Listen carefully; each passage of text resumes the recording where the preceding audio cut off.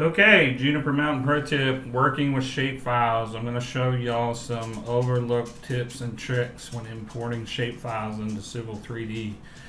So let's get into this. The command to import a shapefile is map import. So we'll come to command, map import. I'm going to navigate to my shapefile, which I already have up. Shapefile, some trails for a local park here.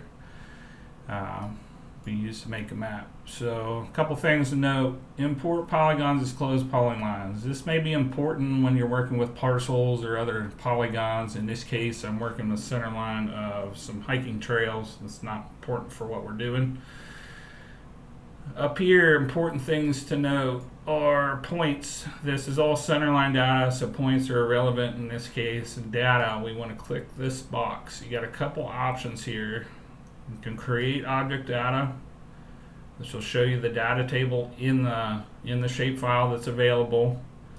You can actually come down here and hit select field. Let's say you don't want all this data. You'll only want comments or trail ID or miles of the trail. You can unselect and deselect this stuff to whatever you want. Just for example's sake, we'll leave everything checked. Hit OK. You can add your own unique field to each if you so choose, but for this we're just going to import every bit of object data available. Hit OK. Input coordinate system, that is reading from the PRJ of the shapefile you are selecting. In this case it's lat long 83. Object class, nothing to do there, it's all center lines.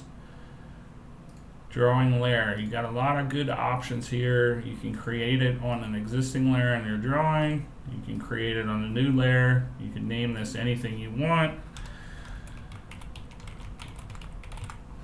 If you were to choose, you can actually come down here and pick which field name, and you could create layer names by comments, by length, whatever you wanted to do here. The options are kind of endless. In this case, we'll just go with a new name. Hit OK. Input layer is just reading from the shapefile, so nothing to change there. I'll show you your current drawing coordinate system. So when this comes in, it's going to convert on the fly from lat long 83 to Pennsylvania State Plain South.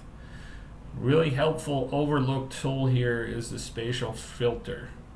Now, when you're dealing with large data sets, like statewide data sets, it's typically a massive amount of data, and you usually only need very little of it. So this will replace the process of importing the entire state and manually trimming.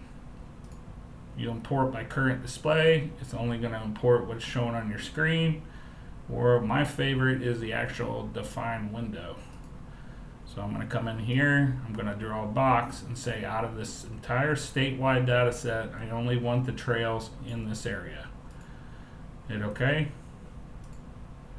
Going to think for a minute, and there are my trails in this area. I hope that helps next time you're working with a shapefile.